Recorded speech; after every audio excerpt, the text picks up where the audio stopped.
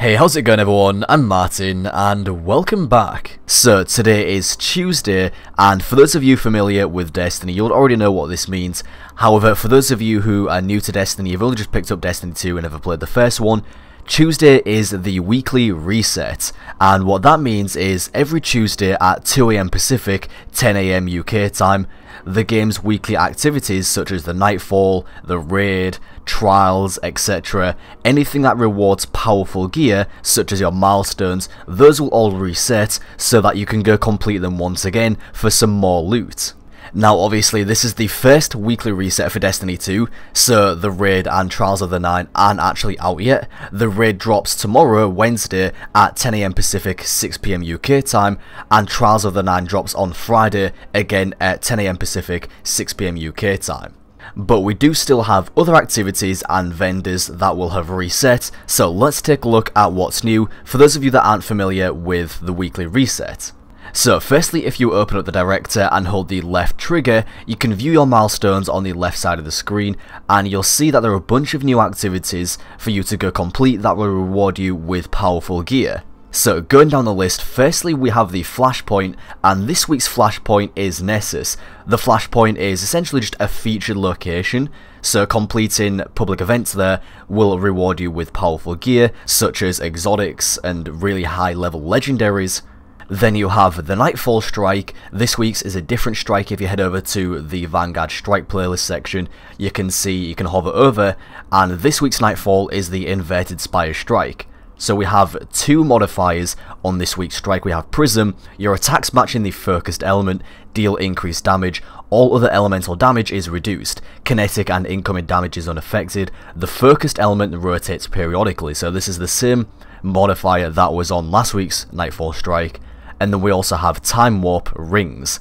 Vex time gates have appeared in the area, pass through them to discharge temporal energy and extend the mission timer. So that will essentially give you more time to complete the strike if you go through those rings. Next on the list is Call to Arms. This is just the Crucible milestone, so just compete in the Crucible until you reach 100%, and that will reward you with powerful gear.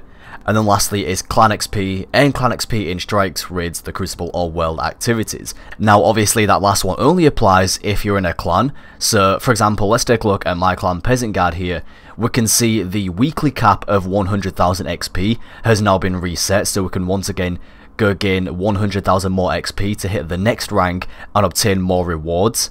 Then down here we can see what activities our clan has completed this week. Our clan has already completed the Nightfall, but we still have yet to do the Crucible section, and then the Raid and Trials of the Nine once those two activities drop.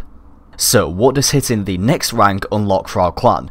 Well, if we hover over to the clan banner, we can see all the possible rewards, and the second reward on the list is increases public event rewards. So that's actually going to be really beneficial, since public events are one of the best ways to farm for exotics as of right now. So gaining more rewards is obviously always going to be a good thing. Now if we head to the tower, we can see that some items that are available from vendors will have rotated.